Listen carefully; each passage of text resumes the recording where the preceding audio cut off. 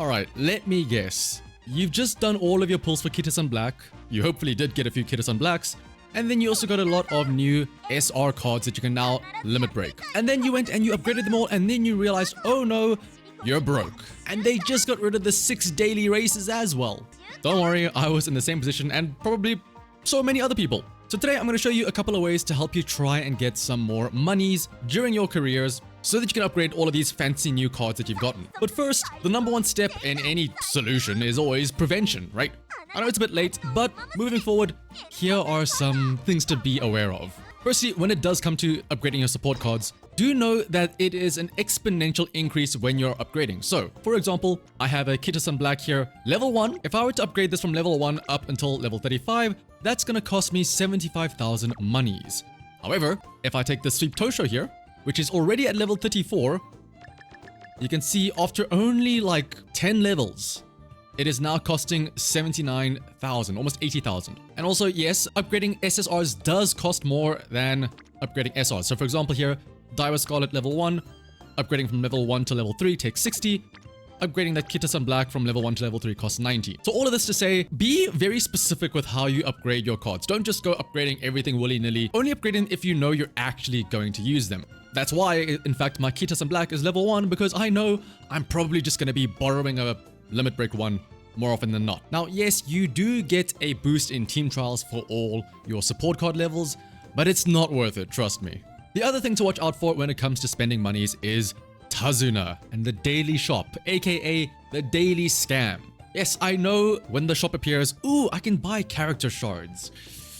Here's the thing though, those character shards can get quite expensive, and honestly speaking, they don't really get you that much. Now in the daily shop, there are things you can buy, and those are the parfaits and the clocks, because realistically speaking, those are the only places where you can get those items quite consistently and reliably. Parfaits, of course, help increase your mood in any race that is not a career. So for example, it can help you get great mood in legend races or team trials. And of course, clocks will help you reset races in career. Everything else though, they are not really worth it. Shoes you can just get from winning races and also from clubs. Highly recommend, by the way, always try to request shoes, even if you have plenty, just so that everybody can get club points from the club. But when it comes to the star pieces, it costs 5,000 for a 1-star star piece, it costs 10,000 for a 2-star character piece, and then it costs 15,000 for one single star piece. Now again, don't get me wrong, do what you want, but this is just my word of advice. If you are gonna buy star pieces, maybe the 1-star pieces are worth it, arguably the 2-star if you really like them, but the 3-star pieces are absolutely not worth it. In order to unlock a 3-star character from star pieces only, you need 150 pieces. That's a lot. To unlock a 1-star character, it costs 25, which is a little bit more reasonable. And to unlock a 2-star, it costs 50, which is, again, somewhat reasonable. However, something that you can try and do is, if you really want to min-max your star pieces and whatnot, and if you can afford to wait a little bit longer, even if you have the star pieces to unlock a character, you can maybe wait a bit on actually unlocking them until you pull them naturally. Because again, think of it like this. Let's say, you have 25 pieces to unlock Agnes Tachyon, and then you unlock her with star pieces and now you have her. And then you happen to do a pull on a banner and you get another copy of Agnes Tachyon. Because you already have her, you will now get 5 star pieces, which puts you at a measly 5 out of 50 needed to upgrade her from a 1-star to a 2-star. Whereas, if you hold on to those 25 and then you pull her naturally, you have her at 1-star already, pulling her gives another 5 pieces, and now you're technically speaking 30 out of 50 on your way to unlocking 2-star. That's all to say that the main things that you should really only be buying if you really want to save your monies is the clocks and the parfaits. But now let's move on to how to earn some monies. And shockingly enough, the best way is by simply playing the game. There is one specific way that you can guaranteed get a decent amount of monies per run. Now, first things first, I'm going to show you what I've been doing. And that is because my support cards are not really leveled up just yet, I know that the resulting Umas that I will be training will not exactly be the best that they can possibly be. So instead, what I've been doing is I have been doing runs where I am specifically trying to get good sparks. So that means trying to get 600 stats in speed, stamina, and power to get a chance for a 3-star spark. I've been doing that with Gold Ship, and on the other side, I've also been doing some runs with Nice Nature to try and make a debuffer or team trials. Because again, a debuffer doesn't really need to be good enough to win, they just need to have a lot of skills to hinder the rest of the field. And I have some stats for you. After one gold ship run, where I did complete all the way to the URA finale and win the URA finale, I gained a total of 14,600 monies. Now, the way I got this 14,600 is because, one, your final rating earns you a certain amount. So I was able to earn 8,000 monies at the end of this gold ship run. And also, from the event points from the currently running event, I was also able to earn another 4,000 monies. Now, to be fair, these two values have an asterisk on them because one, that implies that you are able to make it all the way to the URA finale and get a good rating. And two, it implies that you're able to get that many event points per run. And me specifically, I had a lot of event point bonus gain on this run. I had 90%. So if you don't have that much bonus event points, and if you aren't able to say clear URA finale, then this will be significantly lower. As for the rest of the roughly 2,600 monies, those came from races. At the end of every race, you have a chance to earn monies. Depending on the rank of the race or the grade of the race, you'll earn more. Now this is random, so sometimes you might not get any money at all, but typically you get about 400 monies for a graded race, you get 200 monies for an ungraded race, so that's OPs or pre-OPs, maiden races and stuff like that, and you can get 600 monies for a legend race, so that is the 3 URA finale races. In comparison, by the way, my nice nature run was able to earn about 15,000 monies, and that's because that was a bit later on after the event, so the event bonus was actually 6,000. So technically speaking, if you ignore the event bonus, which I feel like you could maybe do if you don't have enough of a bonus, technically speaking, I got about 9,000 monies with nice nature and 10,600 monies with gold ship. And here's the thing, you don't necessarily have to win these races. Simply participating will earn you the money. Now here's the thing though, like I said, if you're doing a quote-unquote regular run, for example a gold ship run or nice nature run like I mentioned, you're not always going to be racing because ideally you will be wanting to try and win the URA finale so that you can get the event points to get you those big chunk of 4,000 monies and whatnot, and also get the nice rating or a potential usable trainee after that.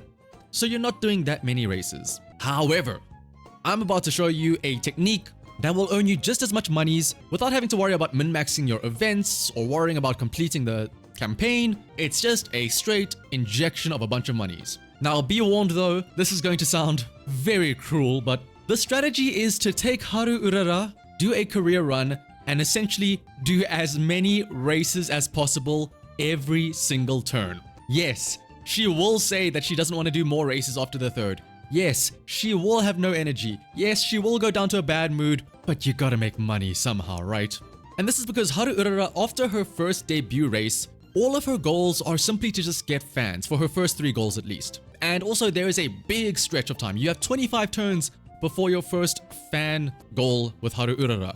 So technically speaking, if you do a race every single one of those 25 turns, you could already be close to 10,000 monies. Yes, Haru Urara will come last every single time, but you'll be getting 400 monies with each race more often than not. And then the nice thing is that even though you only need 3,000 fans, as you get closer to that date, there are actually a few OP races that are on a dirt and are short distance, which you can enter Haru Urara in, and if she's lucky enough to place well, which she can do by the way, even though I had barely done any training for her, even though she had horrible mood, she was still able to come in a decent enough place to get enough fans to make that first benchmark, which meant I had more turns to spam more races. In hindsight, I felt really bad about this run specifically because the very first 2 turns of Haru Urara's run here, I had 3 supports appear on the speed training twice in a row. And then on the 3rd turn, I even had the event where she got charming. It could have been a great run, but I was set on getting as much monies as possible. So I did get lucky in some of the races on dirt that she was actually able to place well, that I actually met all of the first 3 goals of the fan amounts. And so after 37 races, of which she did win 2 by the way, we ended up getting 14,400 monies in total. And I'll be honest, I probably could have gotten a couple a bit more because there were a few turns where I did try to salvage the run and thinking, let me try and train her a bit so she can win later on. So those turns could have also been spent on a race. But the nice thing about this Haru Urara run for me was that it didn't require much thinking. And I think if you're in a position where you aren't able to, let's say, consistently ensure that you will win the URA finale and get a lot of event points, then technically speaking, this Haru Urara run will probably end up getting you more monies than, say, trying out the previous runs I mentioned with Gold Ship or Nice Nature. Because let's say you try to do a regular run, and then obviously if you're trying to actually win, you're not going to be spamming as many races. You'll actually be training every now and then, which of course means you're not earning monies. And then if you fail somewhere early because, again, maybe you're either trying to squeeze out extra event points by using other cards that you don't normally use, you might end up failing early on. Or if you just are struggling to clear URA in general, you won't be ending with a lot of event points. You won't be ending with a high enough rank to get the big chunk of monies. Because that's where most of the monies came from for Nice Nature and Goldship, from their final rating and the event points. But those are a bit dicier. They're very dependent on your support cards. They're very dependent on how well you can train your trainee. Whereas with HARU URARA, it's very simple, but it's very cruel.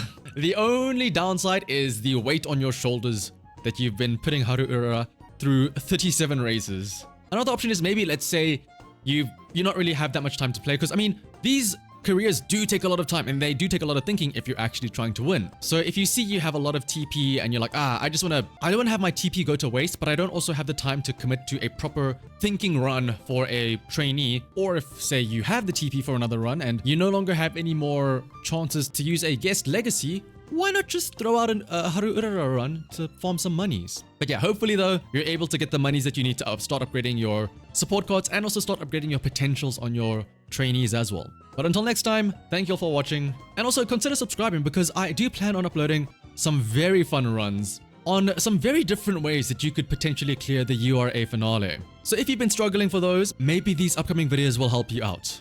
But until next time, bye bye!